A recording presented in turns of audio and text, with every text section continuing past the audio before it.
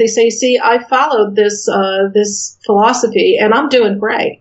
I rose to the top of my profession, or I have, I'm a CEO of a multi-million-dollar company, and there's no argument there. I never argued that wasn't going to get you there, right?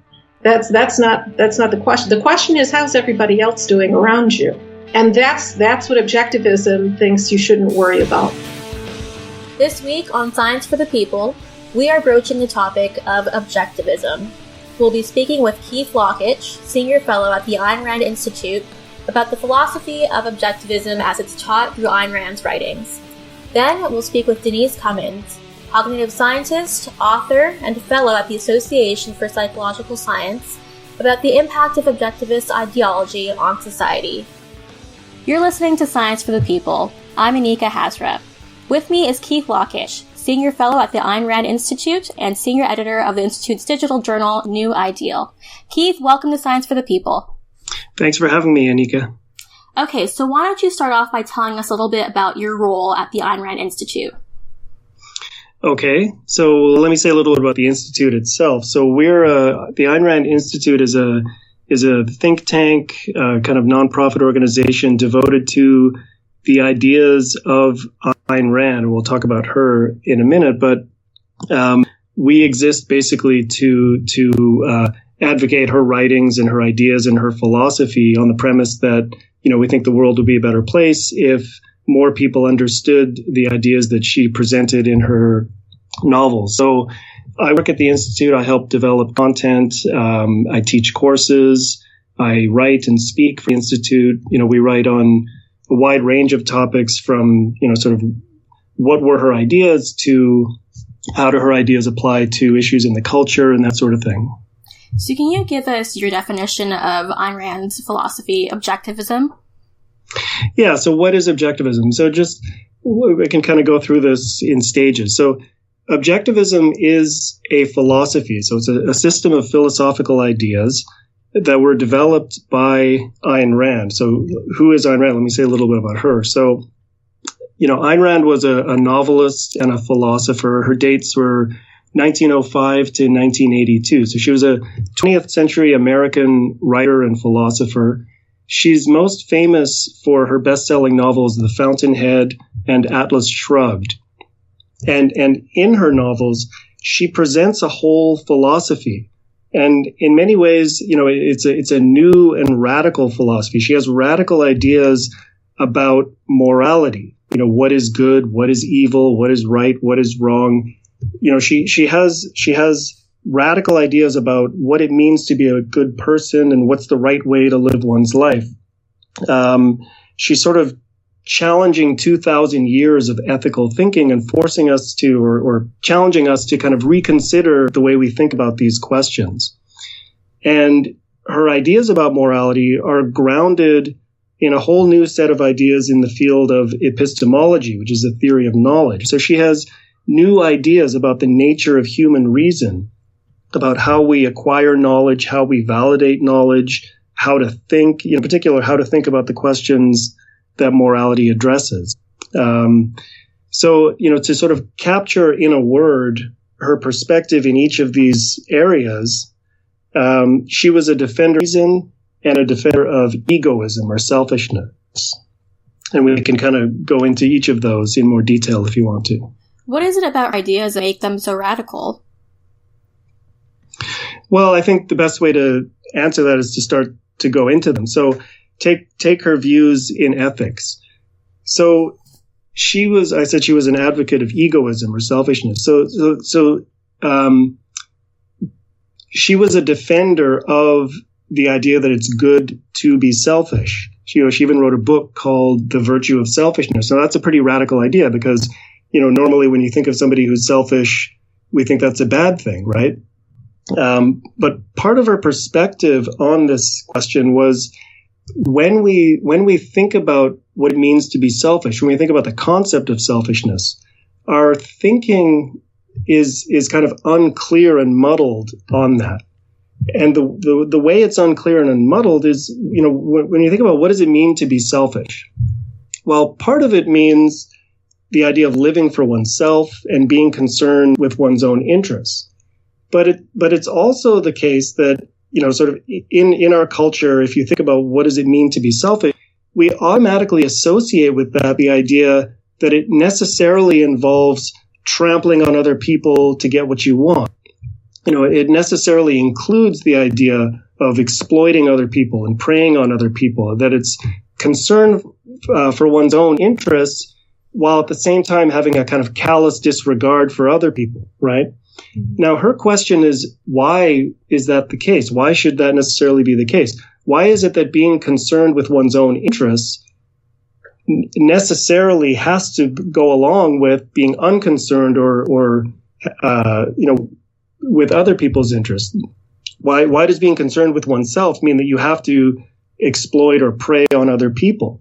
So she has what's radical is she has a totally new conception of selfishness, of what it means to be selfish. And basically, it's the idea of being primarily concerned with one's own interests, with taking a long-range view, pursuing one's own fulfillment and happiness in life, and doing so in a way that is harmonious with other people doing the same thing. Now, so that's a radical idea in our culture today because of the way we typically think about the concept of selfishness. That's right. I don't understand how, taking care of yourself would also entail harming others. It's strange that that's such a common misconception in society today. Well, so she and this is how it sort of connects up with some of her ideas about concepts and about knowledge. She says that her view is that a concept of selfishness is what she calls a package deal. It takes things that don't actually belong together and it lumps them all together under one concept. And there's a similar package deal with respect to the concept of like altruism and self-sacrifice. So, if the dominant view in our culture about what it means to be a good person is to be altruistic and to be selfless, right? But again, there's a similar kind of package deal because when we think about that concept, we think about just benevolence, opening the door for a stranger or being nice to people, just basic benevolence and generosity and kindness. And we put that together with the idea of self-sacrifice. But in her view, that's, again, we're muddling the concept and we're putting things together that don't belong together. When she talks about the idea of sacrifice, what she means is giving up something you value for the sake of something that's a lower value. The model of this is Jesus on the cross. He gives up his life for the benefit of all our lowly sinners in the world, right? But that's not the same thing as basic kindness and benevolence. And so when we put those two things together, when we create these package deals in our thinking, it makes it harder for us to think about questions of good and evil because we don't have tools that are well designed to do that thinking. If we have a mistaken notion of selfishness, it impairs our ability to really think hard about what does it actually take to achieve a happy, fulfilled life? What are the things that I have to do in order to, improve myself, to work hard, to produce values, to form loving connections with people? I need to have a clear understanding of what self-interest really amounts to. And I need clear concepts in order to be able to do that thinking. And if they're all muddled, think that, opening doors for people is the same as actually sacrificing for people, and that living for myself means exploiting other people, that's going to impair my thinking. So let's get into the tenets of this philosophy. How does Ayn Rand suggest that one goes about fulfilling their self-interests? Well, so I mentioned, two features of her philosophy, reason and egoism, and so the primary virtue in her philosophy is rationality. So she's a staunch defender of reason and science and logic. She rejected religion and she rejected all the apparatus of religion. So she was opposed to all forms of, faith, dogma, authoritarianism. She was an atheist before Richard Dawkins and Sam Harris made it cool to be an atheist. And her basic perspective is that we guide our lives by means of the thinking that we do or don't do. And the primary virtue in her philosophy is to take seriously the task of thinking about what are the values that you're going to pursue in life, and what are the principles that you need to live by in order to achieve those values. Do you think it could be difficult to be both a rationalist and an egoist at the same time? Well, so not if you have a clarified concept of what it means to be an egoist. So this is part of why she goes to such lengths to stress that the way we think about these concepts are muddled, and that we need to straighten them out and clarify them. So I think if you have a proper conception of what it means to live for oneself, then and what that implies about relationships with other people, then it's, being rational isn't just compatible with it, it's a prerequisite for it. It's in order to achieve anything, being rational and identifying the proper principles is critical in any field, and it's critical in thinking about how to live your life and how to achieve happiness and how to achieve your values. I think human beings by nature are very emotional, so I only asked that question because I feel like it might be difficult if you are focused on yourself and achieving your own happiness to maintain an objective perspective on all aspects of your life, including your relationships at all times. Yeah, well, that's a great question, because it points to the question of how do we understand our emotions, and how does that fit into all of this? So, the fact that we are emotional creatures is part of our nature, and to be rational doesn't mean that you're like Mr. Spock, where you suppress everything, you don't feel anything, you're not emotional at all. But what it does mean is that you are rational about how you understand your emotions. So, what are emotions? In Ayn Rand's philosophy, her understanding of emotions is that, and I think this is consistent with sort of cognitive behavioral thinking in psychology, that emotions are the products of our ideas. So there's, there are premises or ideas that we hold, and when things happen in the world, we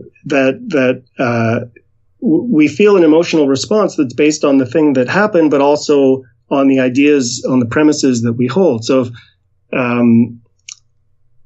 so when you feel an emotion, the important thing is you can introspect, you can do thinking about the causes of that emotion. Emotions are not just sort of these causeless things that happen, and we have no way to understand them, no way to exercise any control over them.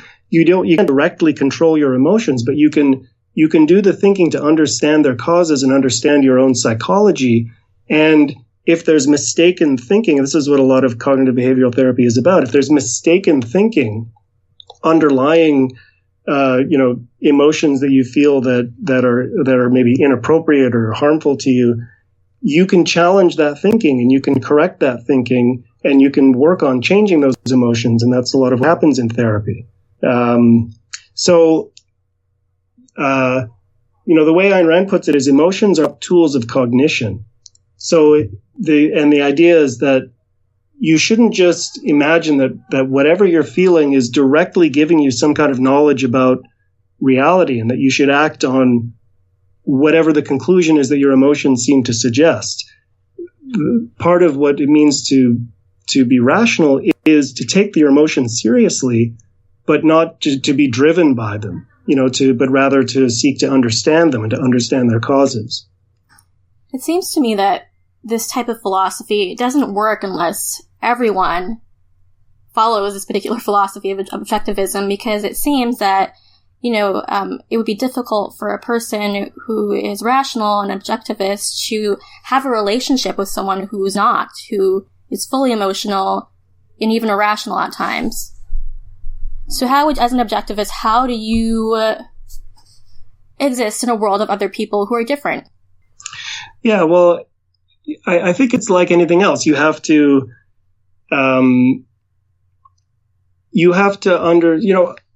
ironically, Ayn Rand was a big, she really liked the serenity prayer.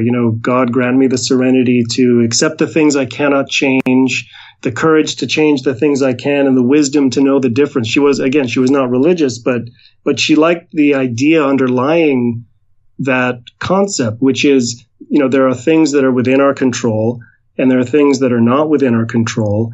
And I think as long as one is very clear about what is and what isn't in one's control, you can figure out how to navigate the world, including other people. And, if somebody else is irrational, that's not something that's within your power to control, but you can figure out what you're going to do about that, how you're going to relate to that person. If it's, there are circumstances in which there might be a reason to continue to deal with somebody, if they're sort of irrational in a delimited way. But if they're completely irrational, then there might be somebody that you don't even want to have anything to do with at all. So I think it's a matter of knowing what's in your control, knowing what's not in your control, and exercising judgment. So one of the things about our culture today is the idea "judge not, lest ye be judged" is come to completely dominate our culture. The idea that it's wrong to engage in moral judgment, it's sort of considered totally inappropriate to do that. Ayn Rand's view is exactly the opposite, that her view was judge and be prepared to be judged. So, work to make yourself a moral, virtuous person, and then, don't be afraid to exercise judgment about the people around you, because that's your tool for assessing whether dealing with them is going to be of value to you or dealing with them is going to be a threat to you.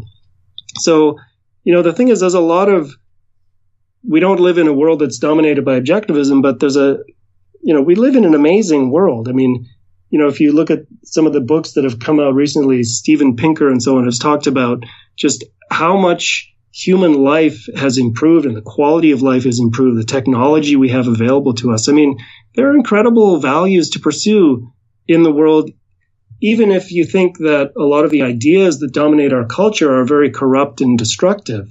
There's a ton of value to be gained in today's world. Okay, so what do you think attracts people to objectivism? I think it's the idealism of Ayn Rand's vision. When you read her novels, you read stories about heroes who pursue, great ambitions against all odds, and succeed. I don't want to give away plot spoilers, but, she has an idealistic vision of the possibilities of human life, that it's possible for people to have integrity and to pursue great challenges and to achieve happiness and fulfillment.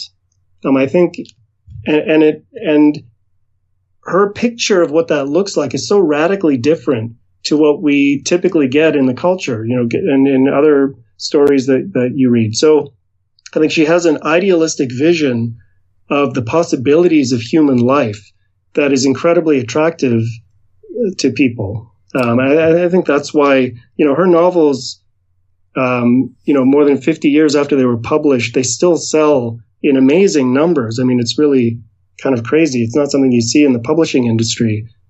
People are continually drawn to reading The Fountainhead and Atlas Shrugged, just because of the vision that she projects there. Do you think there are certain kinds of qualities or characteristics that objectivists tend to share? Well, again, I think it comes back to a certain idealism, a certain intellectual curiosity, a certain respect for, logic and clarity. One of the things people often talk about that when they read Ayn Rand for the first time, they experience a clarity in their thinking that they've never experienced before. And it comes back to this question of her thinking about how we properly form concepts. She doesn't take any concept for granted. If there are ideas in the culture that are sort of muddled and confused, she's very good at cutting through the confusion and making, crucial distinctions that suddenly make an issue clear. And I think people who are attracted to that, respond positively right away as soon as they experience that in her writings. In your own opinion, what do you think makes this philosophy a better one to live by than other philosophies? Well, I think it's that it's grounded in a rational understanding of the nature of human beings and what it takes for human beings to thrive and flourish in the world. So, another way to put that is that I think her ideas about morality and her ideas about how to think and her ideas about how to live are true. And as a result, they actually, lead to success and happiness in the world if you apply them properly. So, yeah.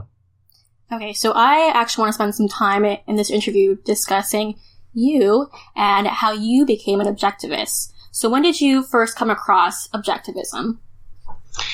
So I was introduced to the novels as a teenager. So I read The Fountainhead, I read Atlas Shrugged. I was introduced to them by my mother, really, who had read them in the 60s. As soon as I finished reading those two novels, I just had to find out more about this person. I went to the bookstore and I just bought everything I could find written by Ayn Rand and devoured everything. So after she finished her novels, finished writing her novels, she spent many years writing nonfiction essays, kind of developing and expounding on her philosophical ideas. She published some newsletters and that, she would write a monthly newsletter and send that out. And so, she had a lot of her philosophical writings are contained in collections of her essays. So I mentioned the book, The Virtue of Selfishness. She has a book called Philosophy, Who Needs It? And Capitalism, the Unknown Ideal. So I've picked up all these books in the bookstore and devoured them. And that's how I got interested. You actually have an interesting background. You have a PhD in physics. You've conducted research in relativistic astrophysics. I have to make sure I pronounce that correctly. Yeah. So how and why did you make the switch from a career in academia to what you're doing now? So I actually got interested in physics partly because of my interest in objectivism. So, as I said, I discovered Ayn Rand as a teenager, got very interested in her philosophy. At the same time, I was always very interested in physics as a student. And the more I got into the more I got into objectivism, the more that there's a lot of interesting questions in the fields of metaphysics and epistemology, the nature of the universe and space and time. And there's a lot of questions in the philosophy of science that if you're interested in objectivism, you're drawn to thinking about these things, and objectivism has interesting things to say about them. And so I was interested in it was partly my interest in those questions that made me want to go into theoretical physics. I studied general relativity, which is, our current theory about the nature of the universe and space and time and all that. So it was partly my interest in objectivism that led me in that direction. And I went to graduate school. I did research on gravitational waves and that sort of thing.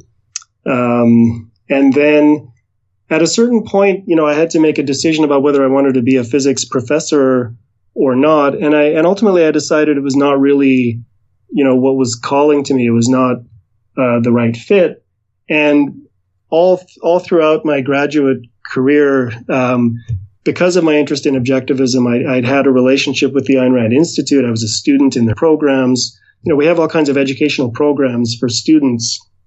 And then at a certain point, I had the opportunity to make the switch and come and work for the Ayn Rand Institute and help develop and teach in all the same programs that I'd participated in as a student. And that was too good an opportunity, so I jumped at the chance. What questions do you think you were looking to have answered when you were studying astrophysics? And are they the same questions you're looking for answers to now as a full-time objectivist? No, they're very different questions. I mean, in astrophysics, I was interested in just trying to understand the theories that are accepted as the dominant theories today. So I was trying to understand what is our current understanding of gravity. So I wanted to understand general relativity and how does that relate to questions about space and time. So those are sort of very technical questions in the philosophy of science, and so that's what I was interested in then.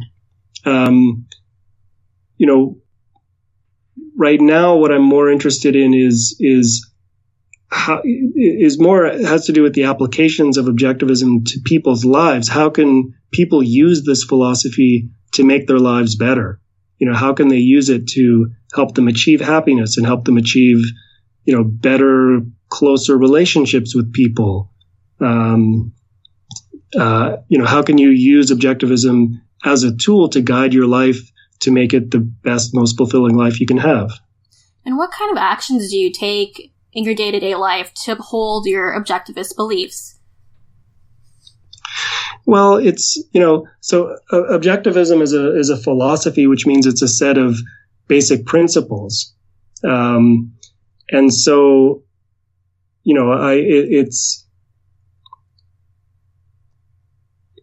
it's an issue of living by those principles. So what are, in her moral thinking, she talks about certain basic virtues, that are, in her view, these are the principles that people need to live by in order to achieve happiness. These involve things like honesty and integrity and rationality and justice and independence. And so it's a matter of trying to live by those things, to go by the facts, to think for myself, to be ambitious about improving my own life, and to work hard in trying to achieve all the values that I have. I have, a wife and children and whom I adore, and just trying to wring all the value out of my relationships with them and the things that we do together and achieve all the values that I want to achieve in life. Do you think introducing these ideas in a fictional format makes them more digestible or more accessible to the typical person? Yes, I definitely think that it does. And, Ayn Rand's interest in philosophy so she was not a philosophy professor in a university. She wasn't an academic. She didn't write technical articles for professional philosophy journals. She developed her philosophy as part of the process of writing her novels because, she was interested in the question of how is it that the ideas that we hold drive our thinking and our actions and shape the course of our lives. So what a novel allows you to do, it's like a little laboratory. You can project characters who hold different philosophical ideas, and then you can work out the logic of how do those different ideas lead to different kinds of choices and actions, and ultimately lead, in the long run over the course of the novel to totally different character arcs and totally different outcomes. So in a novel, you can project how will different ideas play out over time. And so the arc of each character and the whole direction of the society and the culture that's portrayed in the novel can be an expression of your view of the influence of philosophy. So that in that way, I do think it gives a much more vivid, and actually this is part of her view of the nature of art, that art is a concretization of the artist's basic perspective on reality and on human life. Okay, so, sorry, still zoned out for a second there. Keith, where can our listeners go to learn more information about Objectivism and the Ayn Rand Institute? So there's a few places. You can go to our website, aynrand.org, AYNRAND.org. If you're really interested in learning about Objectivism, we have an app, actually, that has all kinds of courses that you can listen to. It's Ayn Rand University. It's available wherever apps are found, the iTunes Store, Google Store. And if you want to follow our content on a weekly basis, you can subscribe to our digital journal, which is newideal.aynrand.org. All right, Keith, thank you so much. Thanks, Anika.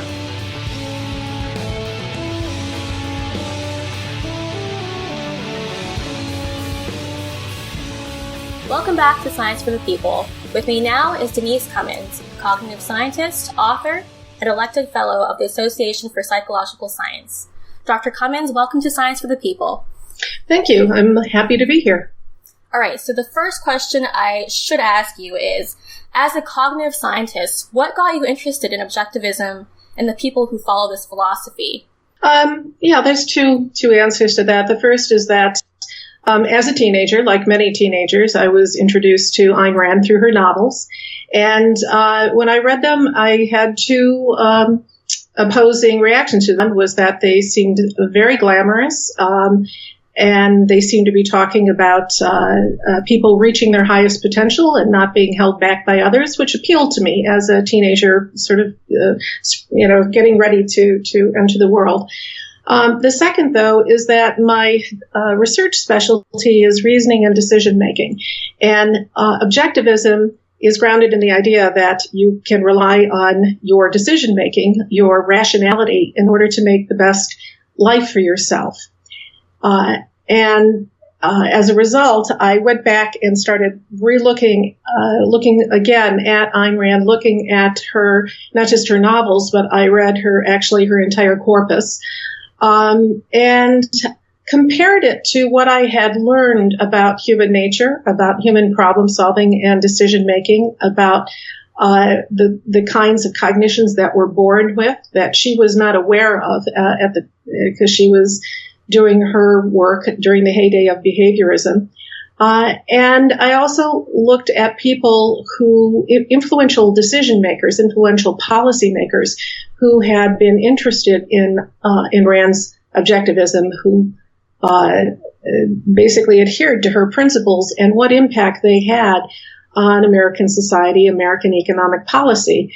And the outcome was not good.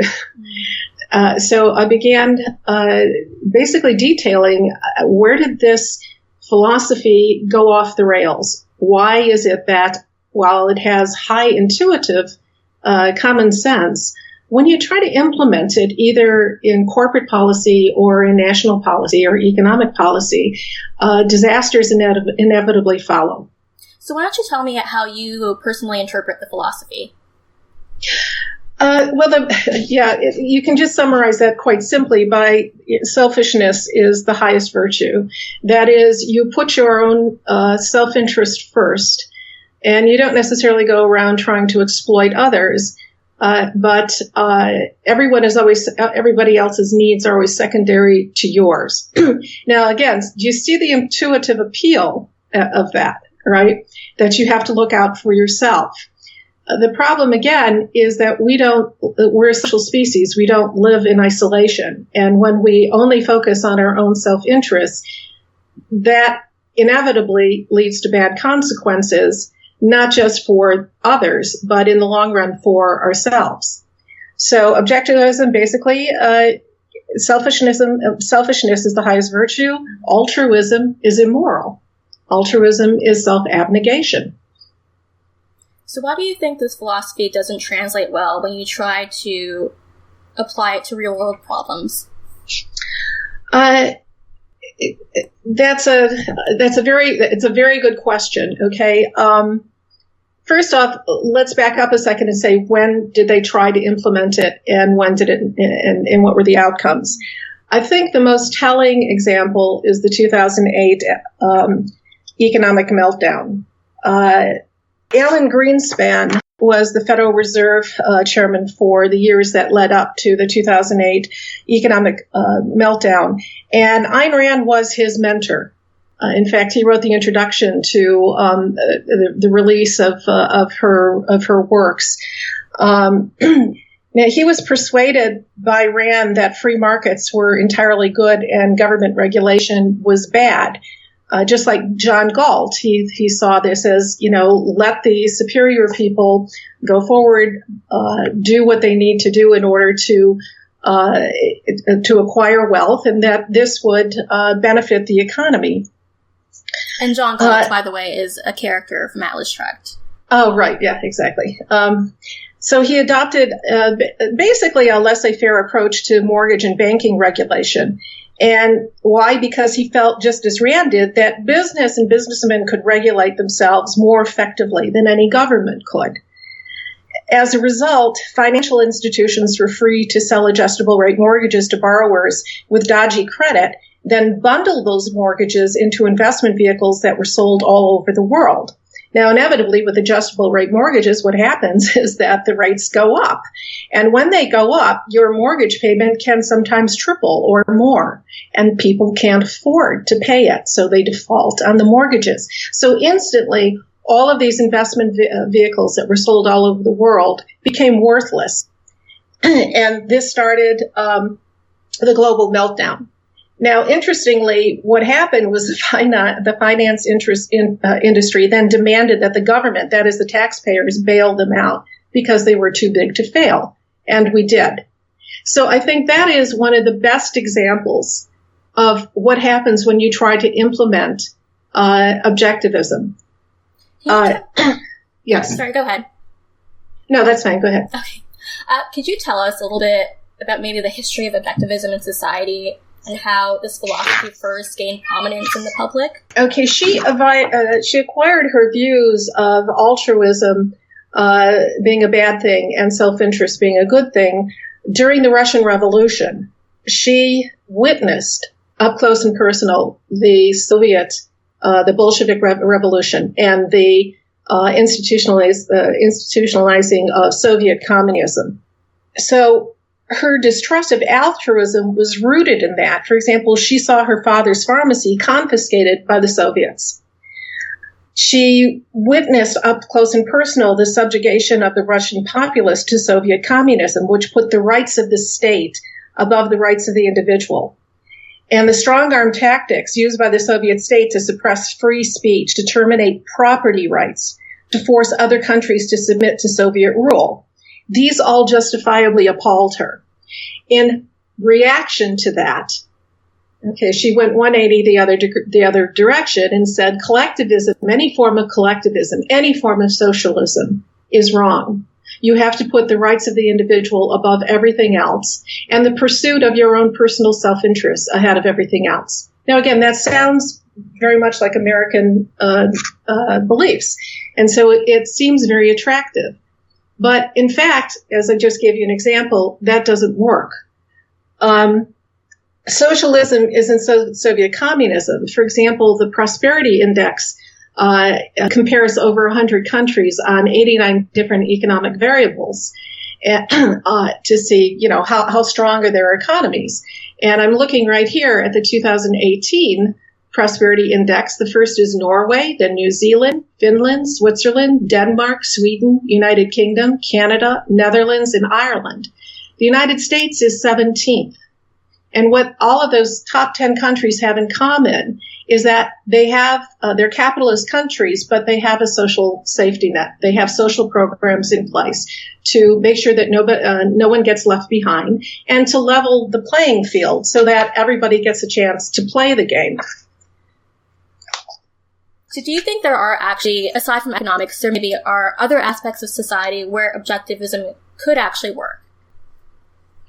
If there is, I don't think that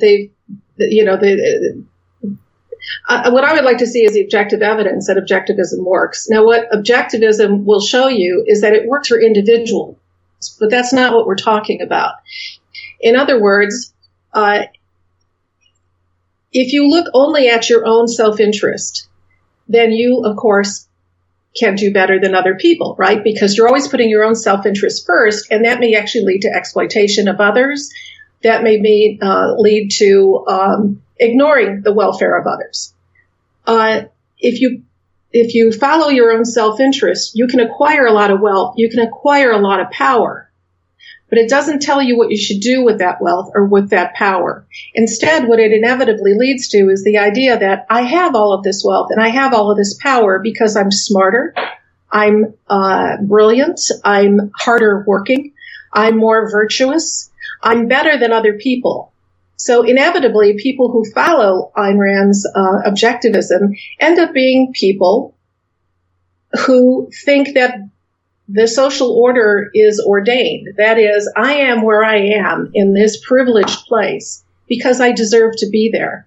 And other people who are suffering, other people who are not as privileged as me, should be there because they're not as hardworking as me. They're not as clever as I am. They're not as brilliant as I am. They're not as worthy as I am. So I don't think, and again, I don't want to, single out any particular group, but the vast majority of people who follow objectivism tend to be privileged white males. If you look at, for example, the membership of the objectivist groups, that's who it tends to be. So inevitably, that's what ends up happening. This is a great segue into my next question. I wanted to ask you, as a cognitive scientist, if you could explain why some people find objectivism attractive. What is it about that particular demographic, the rich white male, that finds this philosophy attractive? That's an excellent question. Okay. We have to look after our own self-interest. That's absolutely true, right? You can't go around and let yourself be used as a doormat. What appeals to us is this idea that you can survive on your own and that you don't need anybody else. And so there's an old chestnut that if you want to understand the stock market, for example, you have to understand fear and greed as being the primary motivators of human nature. So there's a fear of if I cooperate with others, okay, I may get left in the lurch. They may exploit me. They may abandon me. If instead I can pursue my own self-interest without having to rely on anyone else, I'm safer.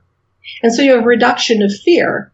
And then greed pulls you forward by saying, how do I measure my success? I measure my success in terms of my net worth. The larger my net worth, the more worthy I am as an individual.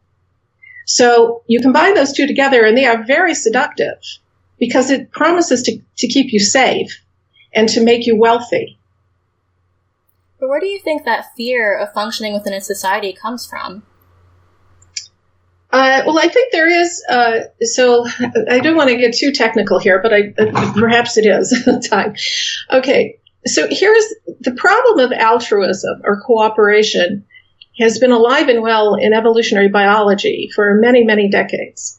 Because if you go out and you look in the animal world, what you find out that there's an enormous amount of cooperation among individual species, within species, and across species. And the answer is, how could this possibly happen? Because we're all supposed to be out there promoting, maximizing our reproductive success, keeping our genes in the gene pool. Now, there was a very seminal paper published by evolutionary biologist Robert Trivers in the 70s called Reciprocal Altruism. And what reciprocal altruism is very simple. You help me, I'll help you. It's a very powerful strategy In fact, it won a tournament in the 80s that contrasted to many more complicated rules for playing, or algorithms for playing cooperative games. So now the thing about reciprocal altruism is that you can always do better by taking the benefit somebody offers you and then just reneging on reciprocating, right? You end up with more. So in order for reciprocal altruism to spread through a population, what you have to do is you have to protect against exploitation. And the way you do that is by isolating non-reciprocators. Okay, so for example, if you go into a transaction with somebody, you pony up your benefits, they take it, they run away, you never, ever engage in another transaction with that individual. If you do that, and you only participate, you only do transactions with cooperators, people who have character, okay, then you not only thrive, but your group thrives as well. And so in evolutionary biology terms, the gene for altruism can, in fact, propagate and spread in the population, become far more frequent because of that. But only if you protect yourself by excluding cheaters, people who don't reciprocate. So there's a sense in which, yes, you have to be a little afraid when you're trusting other people, whether they're going to honor their commitments to you. Because if you don't, then you're left holding the bag, right? They go off with all of your stuff and you're left with nothing. And in fact, in simulations where you have pure altruism rather than reciprocal altruism, altruists do go extinct in those populations. So that's where the fear. The fear is there as a safeguard to you, to be careful. Who are you cooperating with? Who are you trusting? So do you think that an objectivist is someone who wouldn't reciprocate if they're already engaged in an interaction with someone else? That is a very good question, because they consider themselves very moral people and they have to be true to their word. But to the extent that they are in a position to take advantage, there's nothing in the theory that tells you shouldn't do that. It's another reason why objectivism sorts well with modern economic theory, because the idea behind economic theory, the modern economic theory, is that each person is pursuing their own interests, that rational decision makers, a rational choice is always the choice that maximizes payoffs to yourself. End of story. Okay, that's what modern economic theory is based on. The problem with that is, again, it's not very plausible in the real world. For example, one of the problems that crops up quite quickly is asymmetrical information. Okay, I can take advantage of you if I have access to information that you don't have access to. Okay, so this is an extreme form, insider trading. Now, I am entirely rational when I make a decision based on asymmetrical information because I'm maximizing benefits to myself. And that's what I'm supposed to do, right? If I'm a rational agent, if I'm, according to objectivism, following the precepts of rational choice. But in the long run, what that does is it allows me to exploit others, to put myself at an advantage over them. And in the end, we don't live in a vacuum. We can remain healthy. We can hang on to our prosperity. We can live in a decent, in a comfortable society, only to the extent that other people are not subjected to extreme poverty because we've been exploiting them. Yeah. It seems to me that many people have very strong opinions about objectivism. You have people who either love her, people who hate her, or people who've never heard of her at all. But there isn't much in between. So why do you think people have such strong feelings about Ayn Rand's philosophy? I think because it comes down to this notion of cooperation versus selfishness. And this, again, looms very large in human history. So let me step back and be a cognitive scientist for a second, okay?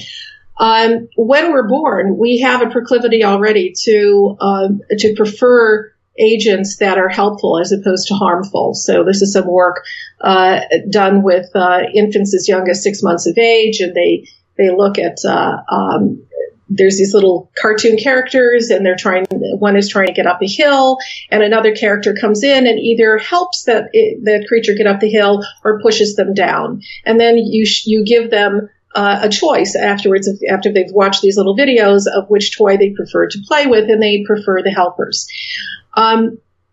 We have a proclivity to cooperate. We're social beings from the moment of birth.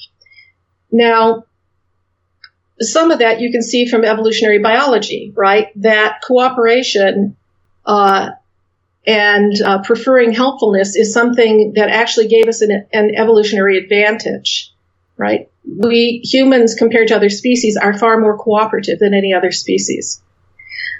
Okay, now if we go to behavioral economics, you'll find the same thing. So, for example, there's a game called the Dictator game. I'll put, say, $100 on the table, and I have you and another person sitting there, and I say, it's up to you. You decide what to do with that money. You can keep all of it if you want, or you can give some of it to your partner. What would you like to do? Now, a rational agent would just keep all the money, right? Because that's what economic theory says is the rational choice. But in fact, that's not what people do all over the world, okay? And not just in industrial societies. They've actually done these studies among small-scale societies, hunter-gatherers, and so on. What people generally do is they give away about 30%. So you'll hand $30 to the other person. Now, according to modern economic theory, that's irrational. You shouldn't do that, right? If you have in another game called the ultimatum game, we'll put $100 on the table. You can give as much, or keep it all, or whatever. Or you can offer some to your partner. But here's the hitch, okay? If you offer the money to that person, to that other person, and they reject the offer, then nobody gets any money. Okay, so now what happens? You're going to shift, and you're going to give away 50%. You're going to offer them your partner close to 50%. Because people come into these economic transactions with norms of fairness, and fairness is pretty much 50-50, okay, between peers. So, again, and this has been replicated all over the world. This is what we're talking. This is real human nature, not what Ayn Rand thought human nature was. Okay, we're born already with these biases. Okay, that not only allow us to promote our own self-interest, but to take into consideration the social context within which we're born. Now, it's not all sweetness and light, because young infants also will be more generous towards individuals who look like them than don't look like them, who speak the same language as they do, or speak the same language in their language community. They don't speak yet because they're not, they're 5-6 months old. Than an individual who speaks a different language. So we also come in with these biases. To, yes, we have to be social. We have to promote the social good, but we should kind of give a little bit of a leg up, a bias towards helping those in our tribe. Okay, those who are like us. And that's one of the things that you also see in behavioral economics. These things emerge, these biases emerge very early on, and they last throughout the lifetime, unless there's education or some other factors, cultural factors, that come in to mitigate against them. So I wanted to actually ask you about the current public perception of Ayn Rand and objectivism, especially in the current political climate. What do you think the majority of people, especially in the U.S., think about her right now? I think of the people, as you said, people either have not heard of her, or they're followers, they're dyed-in-the-wool followers, and if you have spoken to followers of objectivism, they truly believe that this is a moral philosophy that everyone should follow, that this is the, leading to a bright and perfect human future. And then there are the people who have very strong reactions against them. I like to think of myself as somewhere in the middle, because I see the sense of having to look out for your own self-interest. if we put others' self-interest above our own too frequently, we can harm ourselves. On the other hand, there has to be some common sense applied to this, right? I'm willing to help you. I'm going to expect you to help me back sometime in the future. It doesn't have to be immediate. Or I expect you to pay it forward. Okay? So we have to, I guess the bottom line is we can never forget that we're social beings within a social context. The problem with objectivism is that it denies that reality. The idea that you can somehow promote yourself without having positive or negative impact on other people is simply wrong. I think one reason why objectivism is currently a controversial topic is because many people associate Ayn Rand with high-profile political figures, like you mentioned earlier, specifically Republicans, and one person in particular that I'm thinking of is Paul Ryan. Is it correct to say that Paul Ryan is someone who does identify as an objectivist? Yes, he is a follower of Ayn Rand. So is Donald Trump, and many of the members of his cabinet. Lots of celebrities, Brad Pitt, for example. She's enormously popular because she feeds this idea that you don't need to rely on anybody else, that you're master of your own fate, you're captain of your soul. But generally, what they don't pay attention to is all of the factors that came into play to support them along the way. So, if you're born into a middle class family or an upper middle class family, and you work hard to get into Harvard or whatever, you say, "See, I worked hard and I got here." Okay, but look at the prosperity you were already born into. Look at the fact that your parents probably had connections. Look at all of the things that were put into place that were supporting you along the way. To use another example is one that Elizabeth Warren gives, that, you didn't get there on your own. So you say, I built this company, okay, and I became a billionaire overnight, but you drove on the streets that are supported by taxes, right, to build and to maintain that infrastructure. If your house catches on fire, you call the police department. You call the fire department. If somebody breaks in, you call the police department. There's any number of things that we have called public goods, right? We pay into these things. This is what it means to have a complex, civilized society, which is that we, and I don't mean civilized in terms of, industrial, okay? It just means you have a civilized society. Usually what that means is individuals are paying into a common good so that they can all enjoy it. So you don't get there on your own. If it's like a fish in water. You're blind to all of the benefits that you enjoy because so many others in your country or your society contributed hard-earned tax dollars in order to provide those benefits for you. Do you think these celebrities who publicly associate themselves with objectivism even fully understand what it is? Do you think it's possible that someone like Paul Ryan could misinterpret it and thereby even misrepresent it? I think they do. I think they don't misunderstand it. I think they understand it perfectly well. The problem is that they try to apply it. And as I mentioned, it happens over and over again, is that doesn't work. So another example is that the members of the government who believe quite strongly in objectivism think that social programs are evil. Okay, that what social programs do is they enslave people. They get them used to living on government benefits. And so we should all be John Galt's. We should all be rugged individualists. We should all be, standing on our own 2 feet. And so they gut social programs. They think paying that what happens with social programs is that people who don't need them have to pay a lot of money into them, even though they're never going to use them. And the people who are using them are too lazy to work. That's the underlying psychology there, the underlying philosophy. That's what they believe. But again, as I point out, that doesn't work. Kansas, for example, instituted exactly that policy. They cut taxes on the rich. They cut taxes on businesses. And as a result, the state went bankrupt, and a vast majority of the population ended up facing some fairly dire financial strain. So I don't think that they're misunderstanding Rand. I don't think they're misunderstanding objectivism. I think they're doing what objectivism says you should do. The problem is that when you do that, it leads to disaster. It leads to financial, economic, and social disaster. The pushback on that is they say, well, they didn't do it right, okay, or they misunderstood Ayn Rand. That's not what she meant.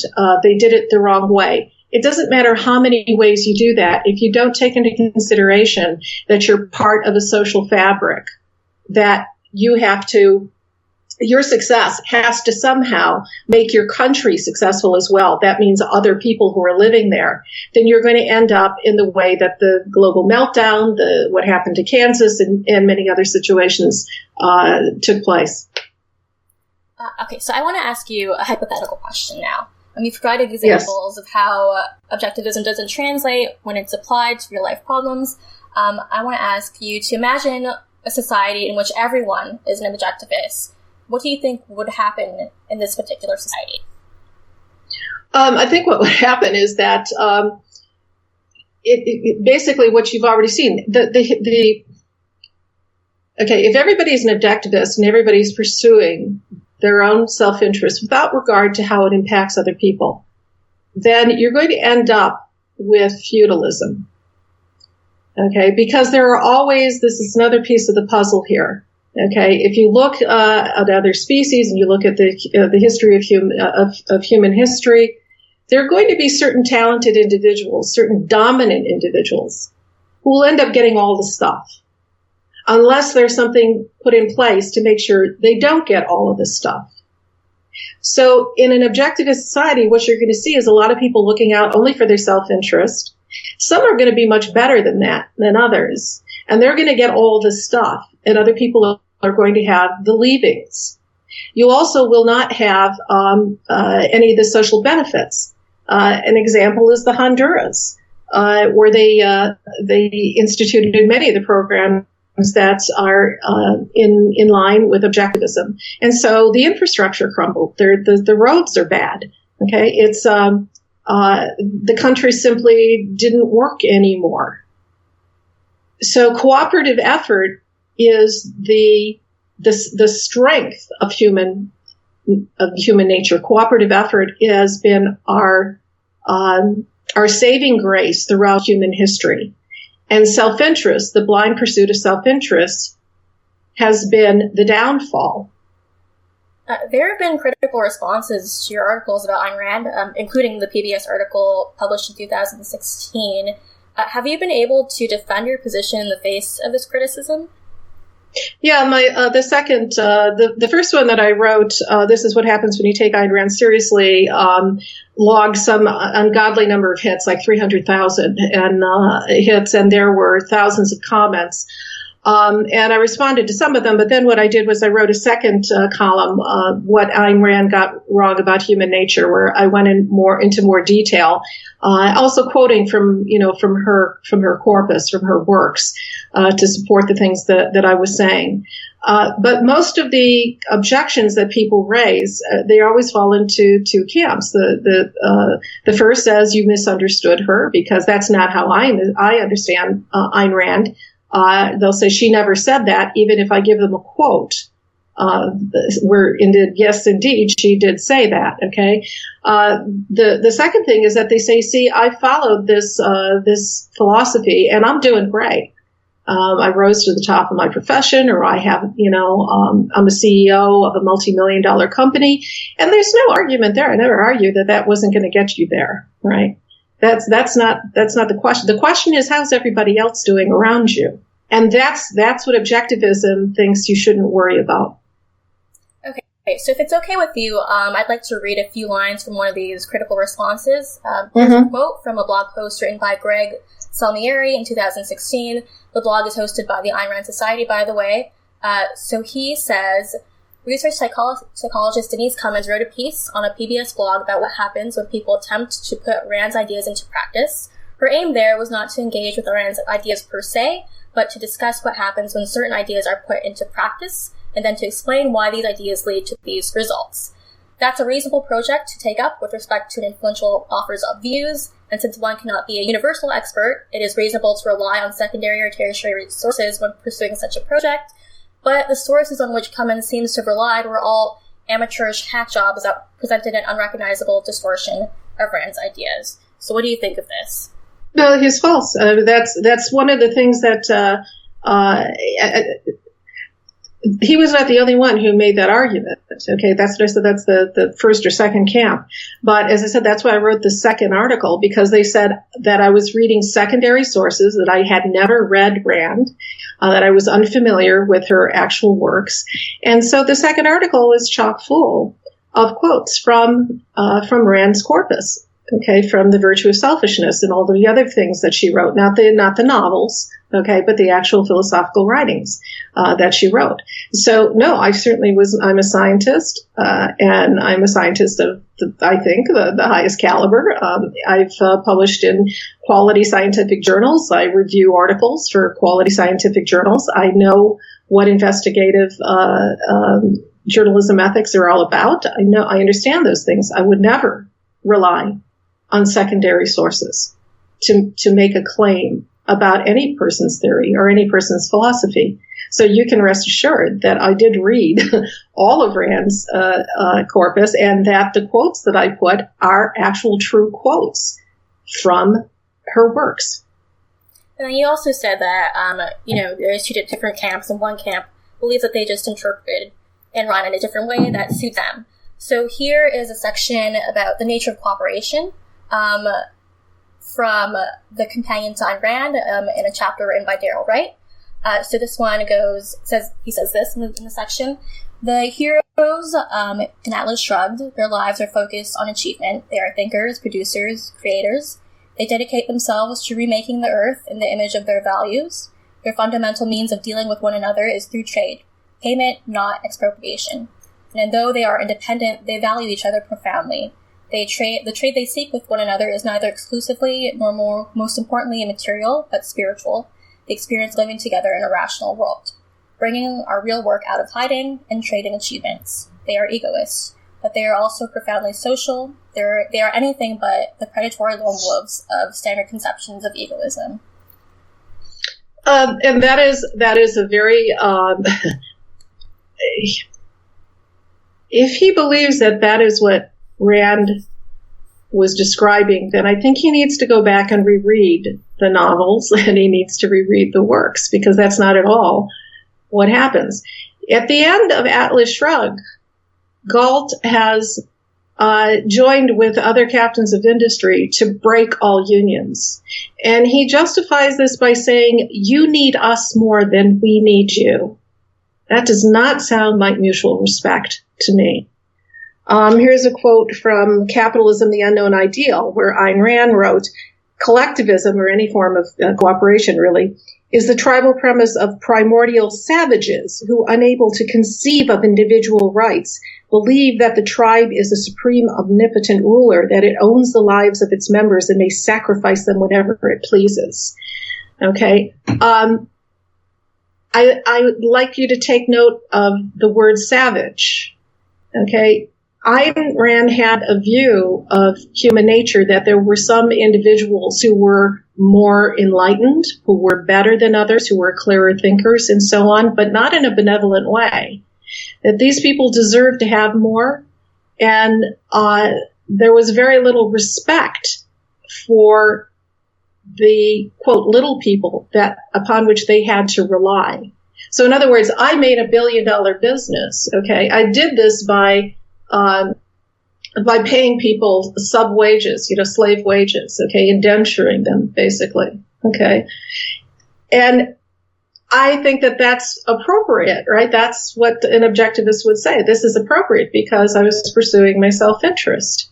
Now, do they respect the people upon which their wealth was built? I don't see how an objectivist could actually claim that is the case. That has never been the case in any social policy or economic policy that has been enacted based on objectivism. So do you think a better philosophy to live by would be one that is the complete opposite of objectivism, maybe something that looks like socialism?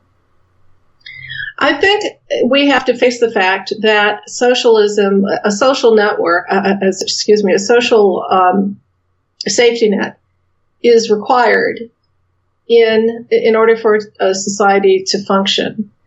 I think, again, human beings, the entire history of humanity has been one of social upheaval, because inevitably a certain small group of individuals end up, again, getting all the stuff, while other people are suffering and struggling simply to live. And inevitably there is some kind of revolution, whether it's a violent revolution or it's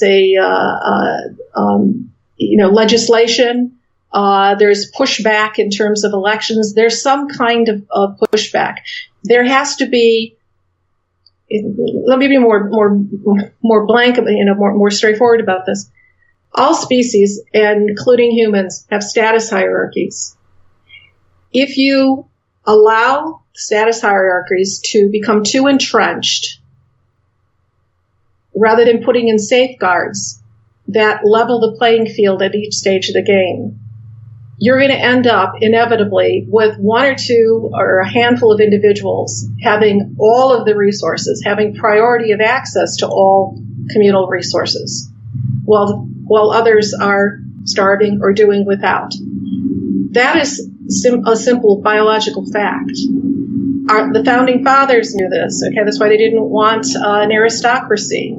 The progressive tax code that was put into place during the Eisenhower administration by Republicans actually understood this, which is why the tax rate was 90%, the top tax rate. If you don't have these things, inevitably expect that there is going to be vast social inequality, and hard on the heels of vast social inequality is social upheaval. You can bet on that. You said that you were between the two groups of people who either love or hate Ayn Rand, or love her or follow her, or are extreme critics of her philosophy. So I want to ask you, if you were to create your own philosophy, one that you think is an improvement over objectivism, what would it entail? Are there any aspects of objectivism that you would incorporate into your philosophy? I think that's a very interesting question. Again, the reason why I say I'm in the middle, the sort of philosophy that I would have is you have to look after your own interests. You can't expect other people to carry you around, okay? And you should feel good about taking advantage of others. So you have to have a balance between self-regarding behavior and other-regarding behavior. You have to have a balance between pursuing your self-interest, but always keeping in mind the interests of others. A simple way of putting it, that's out there in the meme that's out there is look for win-win situations. That is, don't sacrifice yourself necessarily, for others, unless the situation is extreme. Take care of your own stuff, but never lose sight of the fact that you are a social being in a social group. And unless other people are also benefiting, in the long run, you're going to pay. All right, Dr. Cummins, thank you so much. Thank you. This was fun. If you want to learn more about Keith Lockitch or Denise Cummins, you can check out their links on our website at www.scienceforthepeople.ca. Links to articles mentioned in this week's episode are also on our website. Thanks for listening. We'll see you next week on Science for the People. Science for the People is listener-supported. You can find us on Patreon, where you can support us with monthly donations in any amount. Your support keeps us afloat and able to keep making great new episodes, and we thank you for it. The show is produced by Rochelle Saunders and edited by Ryan Bromsgrove. We get help with special projects from K.O. Myers. Our theme song was written and recorded by Fractal Pattern, and its title is Binary Consequence. The show is hosted by Bethany Brookshire, Anika Hazra, Marion Kilgour, and me, Rochelle Saunders.